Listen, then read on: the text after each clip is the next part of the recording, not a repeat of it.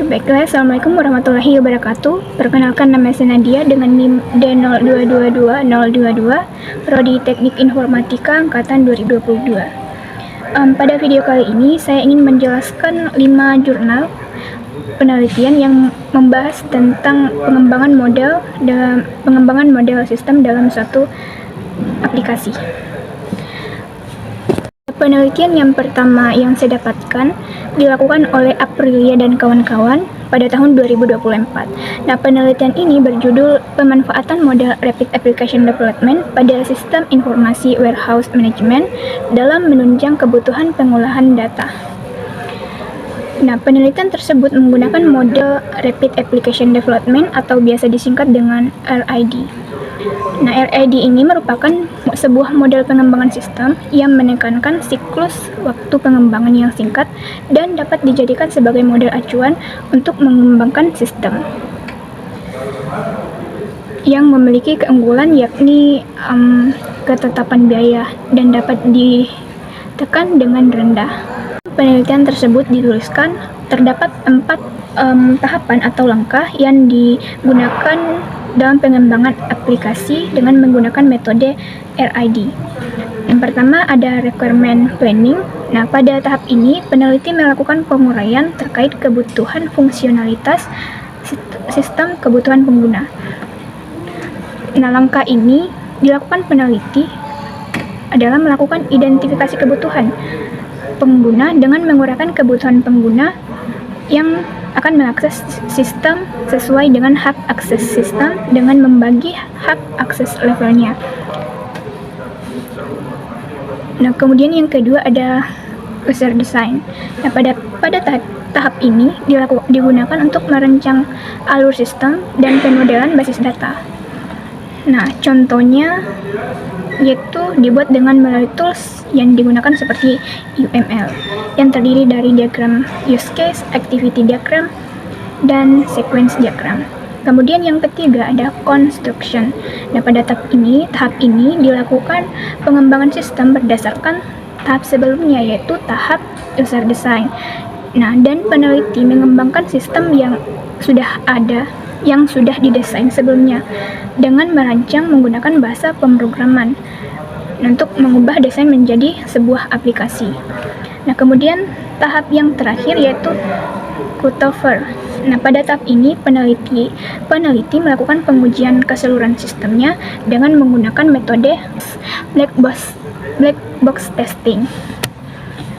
Pada penelitian yang kedua yang dilakukan oleh Koiria dan kawan-kawan pada tahun 2024. Nah, penelitian ini berjudul Pengembangan Sistem Informasi Pembangunan Daerah Berbasis Website menggunakan metode waterfall. Nah, pada penelitian ini menggunakan metode pengembangan waterfall. Nah, karena memberikan kerangka kerja yang terstruktur dan linear serta tahapan yang jelas dari analisis desain, implementasi, pengujian hingga pemeliharaannya. Nah, dalam penelitian tersebut dituliskan tahapan yang dilakukan metode waterfall. Yang pertama yaitu analisis kebutuhan perangkat lunak. Nah, tujuannya untuk menganalisis kebutuhan dalam menentukan solusi permasalahan yang ada baik dari sisi user maupun admin. Kemudian yang kedua ada desain, yaitu pemodelan basis data dengan menggunakan RID atau Entity Relationship Diagram. Kemudian yang ketiga yaitu pembuatan kode program. Pada tahap ini, peneliti mulai membangun aplikasi sesuai dengan analisis kebutuhan untuk form input dan output dengan aplikasi berbasis mobile dengan menggunakan bahasa pemrograman Android. Kemudian yang keempat ada pengujian dilakukan dengan menggunakan black box testing. Kemudian yang terakhir ada pendukung atau pemeliharaan. Nah, pada tahap ini peneliti mengupayakan pengembangan sistem yang telah dirancang terkait software dan hardware dapat dibuat maksimal agar aplikasi berjalan dengan baik. Penelitian yang ketiga. Nah, penelitian yang ketiga ini dilakukan oleh Bariah dan Pradina. Judul penelitian tersebut adalah implementasi SDLC model prototype pada sistem informasi company profile SMP PGRI Bumbulang berbasis website. Nah, pada penelitian ini, peneliti menggunakan metode pengembangan perangkat lunak prototipe menggunakan model SDLC. SDLC adalah tahapan kerja yang bertujuan untuk menghasilkan sistem berkualitas yang sesuai dengan keinginan pelanggan atau tujuan dibuatnya sistem tersebut. Nah, dalam penelitian tersebut dituliskan 3 tahapan yang dilakukan dengan menggunakan model SDLC. Yang pertama yaitu listen to customer atau mendengarkan pelanggan. Nah, pada tahap ini dilakukan pengumpulan kebutuhan dari sistem dengan cara mendengar keluhan dari pelanggan. Nah, kemudian yang kedua ada build atau revise mockup atau merancang dan membuat prototipe. Pada tahap ini, peneliti melakukan perancangan dan pembuatan prototipe sistem. Kemudian yang terakhir yaitu customer test drivers mockup atau uji coba pelanggan. Pada tahap ini, prototipe dari sistem diuji oleh pelanggan atau pengguna. Oke. Kemudian penelitian yang keempat yang dilakukan oleh Parlika dan kawan-kawan.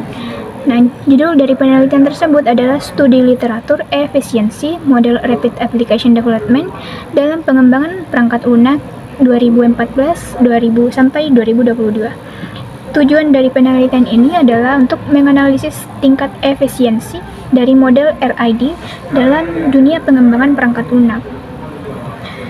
Dalam penelitian ini, peneliti menggunakan metode narrative review.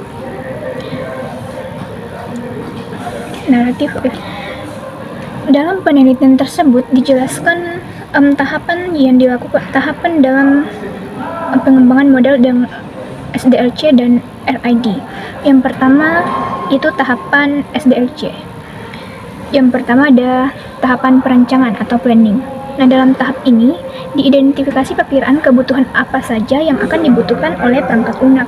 Kemudian yang kedua ada tahap analisis. Nah, dalam tahap ini dilakukan analisis terhadap perencanaan yang telah dibuat. Kemudian yang ketiga ada tahap desain. Dalam tahap ini akan ditentukan proses dan data yang akan digunakan dalam sistem. Kemudian yang keempat ada tahap implementasi. Nah, desain yang dibuat akan diimplementasikan ke dalam bentuk kode. Kemudian yang kelima ada tahap pengujian atau testing. Setelah kode dapat dieksekusi menjadi sebuah program, akan dilakukan pengujian guna mengetahui segala kemungkinan cacat atau kesalahan dalam aplikasi tersebut. Kemudian yang kelima ada tahap keenam tahap pemeliharaan atau maintenance. Tujuan tahap ini untuk menjaga sistem tetap dapat berjalan dengan baik dan tetap bisa memenuhi kebutuhan customer. Kemudian yang kedua, dalam penelitian tersebut juga menjelaskan tahapan-tahapan dalam model RID. Yang pertama ada requirement planning. Pada fase ini, sistem analis, customer, dan user akan bertemu dan bersama-sama merumuskan tujuan serta requirements dari perangkat lunak yang akan dikembangkan. Kemudian yang kedua ada RID.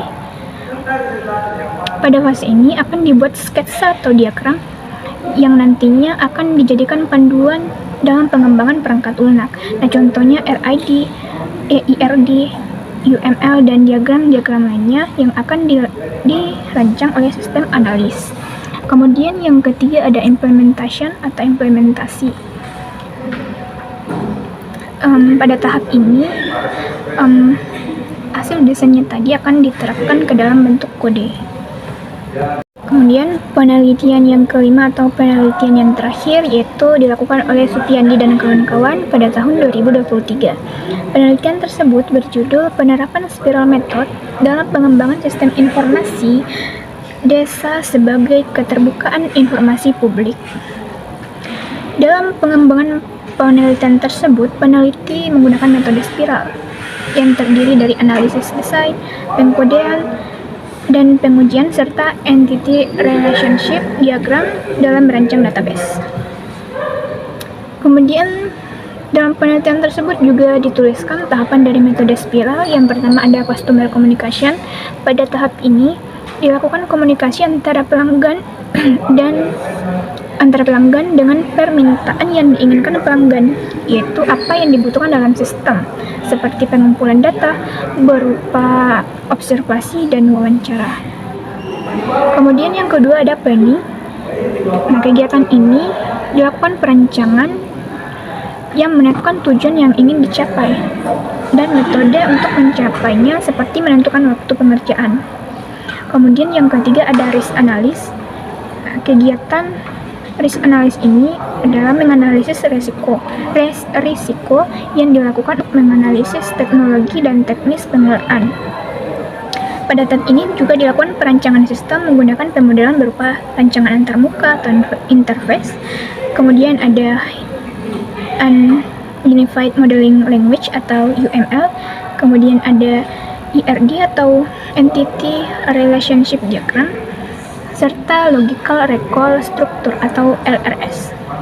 Kemudian tahap yang keempat ada engineering. Nah, kegiatan ini diperlukan untuk membangun satu atau lebih representasi dari aplikasi tersebut. Kemudian yang kelima ada construction dan release. Nah, aktivitas ini yang dibutuhkan untuk mengembangkan proyek perangkat lunak. Nah, dalam tahap ini terdapat pembangunan perangkat lunak, pengujian, instalasi, dan penyediaan pengguna atau dukungan pelanggan seperti pelatihan penggunaan perangkat lunak dan dokumen seperti buku petunjuk perangkat lunak. Kemudian yang terakhir ada customer evaluation. Nah, pada tahap ini untuk mendapatkan aktivitas yang diinginkan menurut evaluasi pengguna atau pelanggan selama presentasi perangkat lunak dalam fase rekayasa atau implementasi selama instalasi perangkat lunak serta fase konstruksi dan rilis umpan balik terhadap pengguna atau pelanggan. 5 jurnal yang saya baca atau penelitian yang saya baca dapat saya simpulkan bahwa setiap model tersebut memiliki kelebihan dan kekurangan masing-masing dan dapat digunakan dalam semua pengembangan aplikasi. Nah, tapi sebelum itu kita perlu memperhatikan atau sesuaikan lagi model yang cocok untuk digunakan dalam aplikasi yang ingin kita kembangkan atau sistem yang ingin kita kembangkan. Baik, itulah penjelasan 5 jurnal yang saya dapat sampaikan. Lebih dan kurangnya mohon dimaafkan. Sekian dari saya. Wassalamualaikum warahmatullahi wabarakatuh.